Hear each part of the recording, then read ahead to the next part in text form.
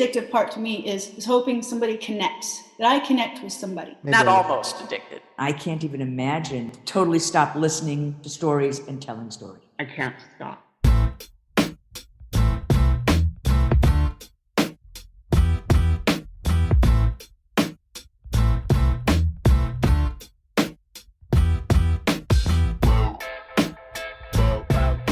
Hey there, welcome to Grit, True Stories That Matter. Grit is a weekly podcast about stories, the contemporary, personal, narrative kind of story and the people that craft and tell them.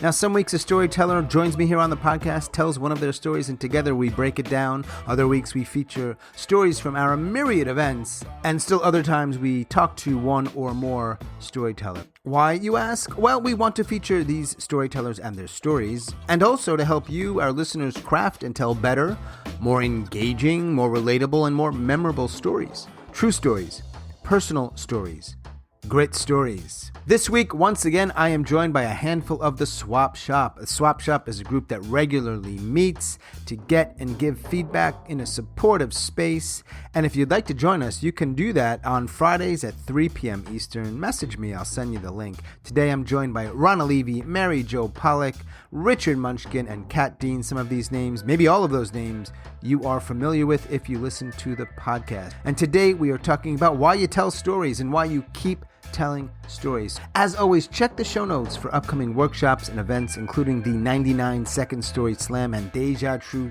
III. Both of those events are fantastic. I hope you can join us. Friendly reminder, if you listen on Apple Podcasts, rate and review this podcast. It really does help people find it. And of course, we want people to find it. Okay, Swap Shoppers, let's dive in. Why tell stories? And part of that is, why did you start telling stories? And then I'm going to ask Ronna Levy right now, which this came up this weekend a little bit. Ronna Levy, Kat Dean, Mary Jo Pollack, Richard Munchkin, and Steph Rogers is here, but her Wi-Fi in the state of Illinois is terrible, so we don't know if she can hear us. Why did you start telling stories, and or why do you tell stories? Two-part question to anyone. I have these moments in my head, or visuals, memories, I suppose, pictures, and I want to explore them. And I want to look at them and tell the story about them, those visuals, or at least that's how I get a lot of ideas, little moments, because I think they're meaningful. I guess I just want to look at them, explore them, and see what they mean or what they are about. Most people, many people, maybe they don't explore that, or if they explore it, it just sort of stays in their head.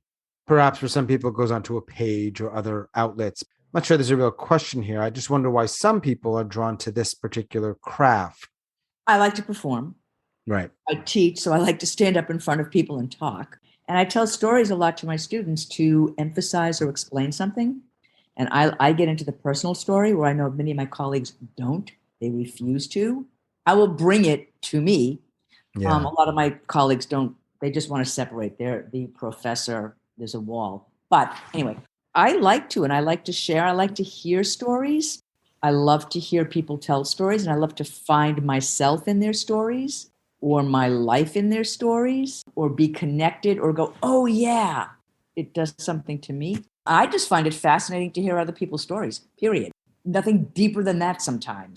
I agree with that. I'd never heard of storytelling other than, I'd listen to Moth on the radio and stuff, Moth Story Hour, until I moved to Tucson and I met the person. She was a friend of a friend who started a storytelling group in Tucson. So, I'm making new friends. I know a handful of people here. And so I started going because I wanted to be a supportive new friend. I found it really interesting that people would get up on stage and talk about personal things.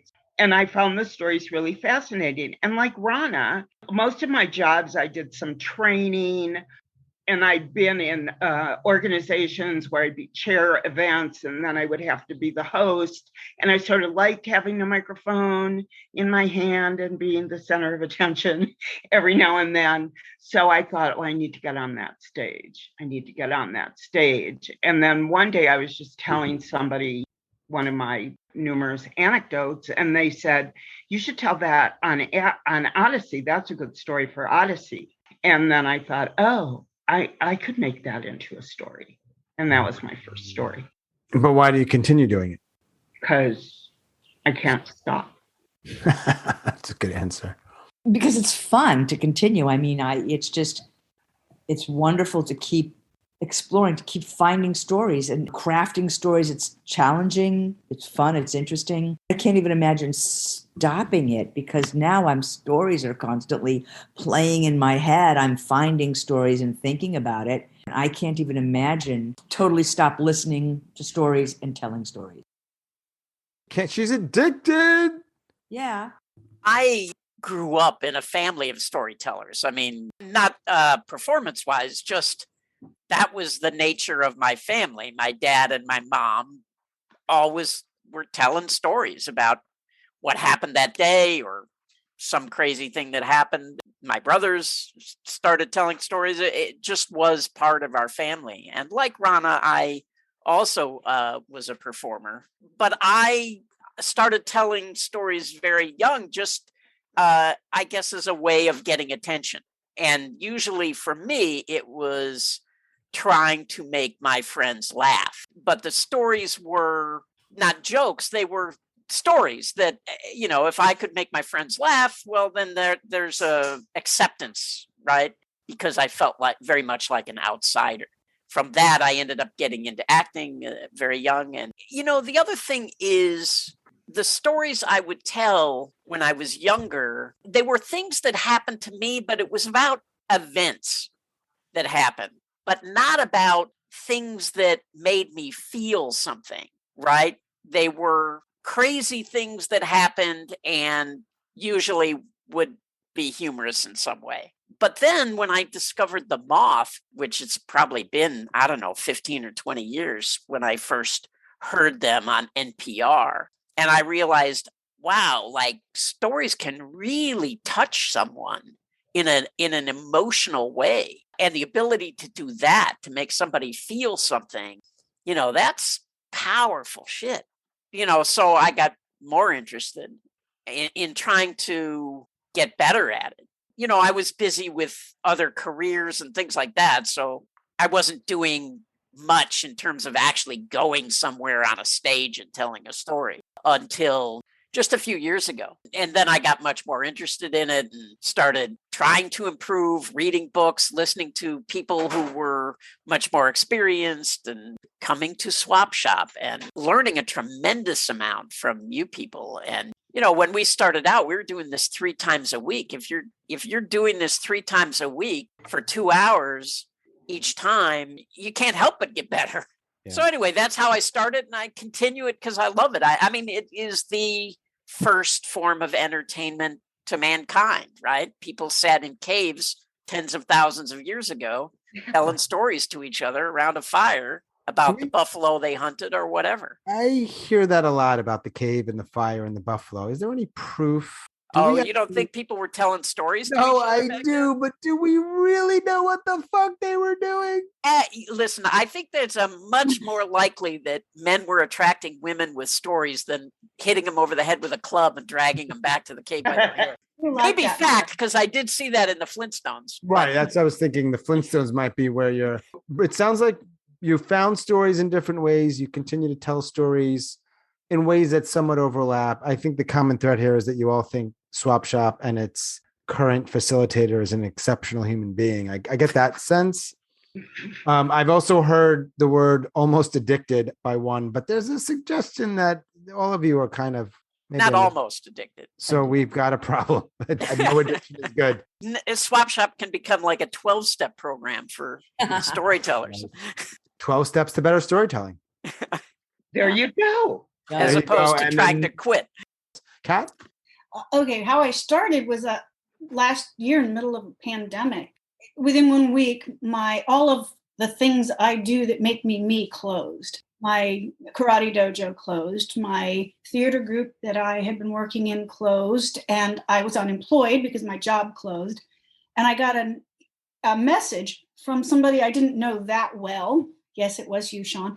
Mm-hmm. They just said, you want to join a storytelling group? And I was like, what the hell's a storytelling? Oh, you know what? Whatever. I don't care. I'm there. I need something to do.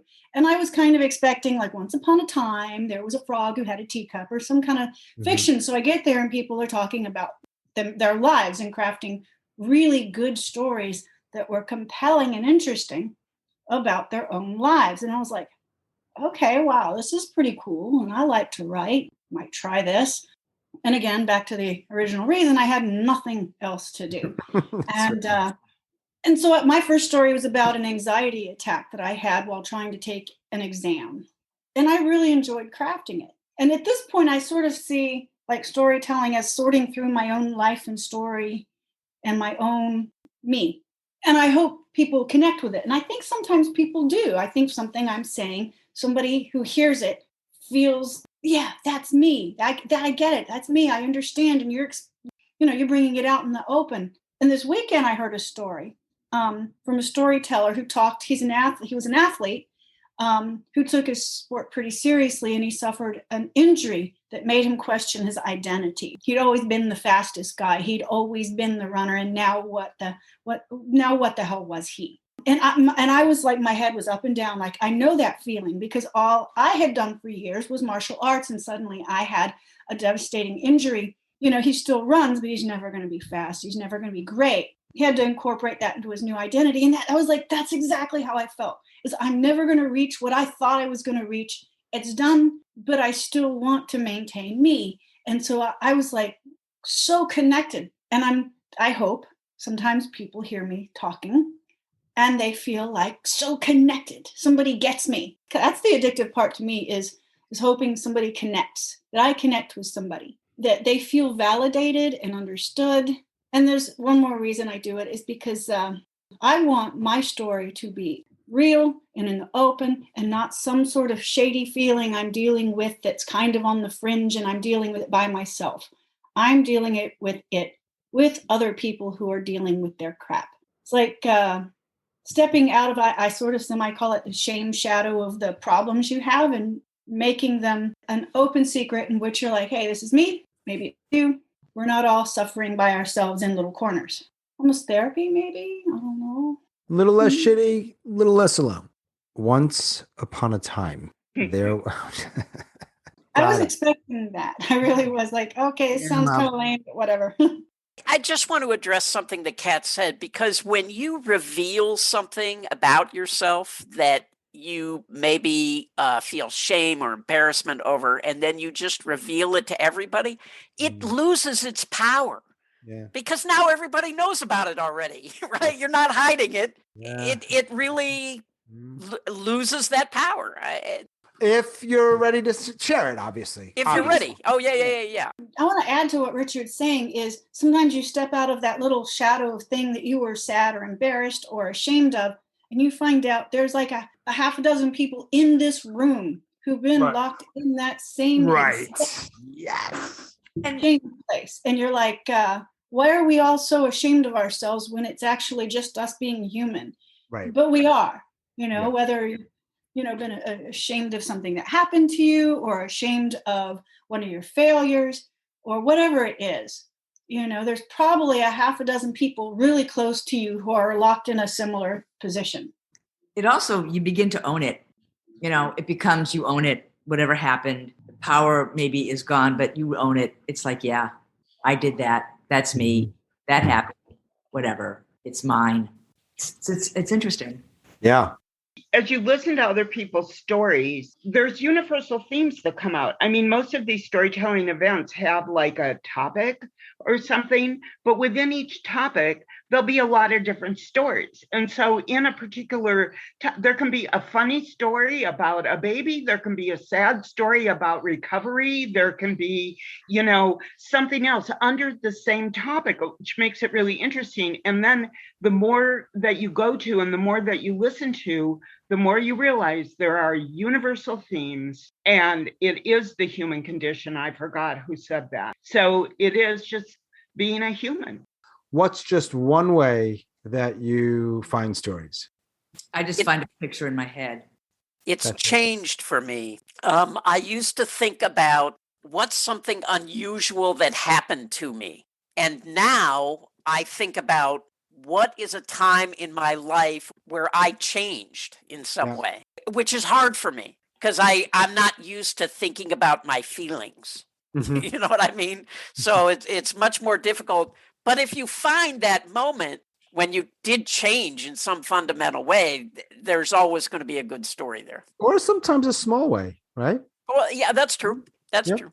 Sometimes I think, sometimes a theme will inspire me, or I hear somebody else's story. It just can come from anywhere. I'll just be thinking, I'll be driving along and something. And, and then sometimes they escape me. The other day I was at breakfast with my friend and I don't remember what we were talking about. And I went, that would be a good 99-second story. And I keep redoing that conversation at breakfast and I can't remember what it was. And it's driving me out of my fucking mind. Oh, I hate when that happens. I hate when that happens. Not that you're looking for a solution, but on your phone, there's all kinds of little things you can write and record and just get it out. But sometimes you're in the middle of a conversation. I'm kind of thinking like Richard in that I used to think I had to look for some exciting event like that time that I fell out of a roller coaster or something. But I've come to think that sometimes the simple things, the event may have been small and simple, but it brought you something huge. And mostly if I'm being quiet and walking, a lot of my stuff comes to me when I'm walking. Because I'm not listening to a phone or a TV show or playing on my computer. It's just the sound of my feet. And then stuff will roll into my mind then. Mostly it's just finding something that meant something to me. Those are the only stories that have ever been good that I tried to write. The things that I actually felt were important to me. Perfect timing. I'm ready to eat.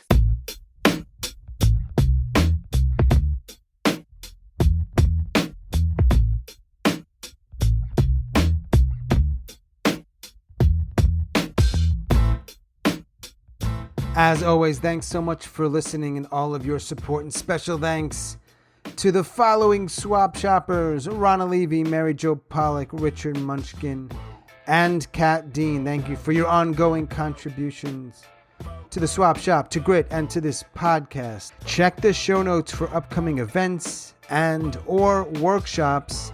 And if you listen on Apple Podcasts, do us a solid. Stop this podcast right now. Pause it, scroll down, and rate and review this podcast. It really does help, or so I'm told. Thanks very much for that. That is all for episode number 53. Boom.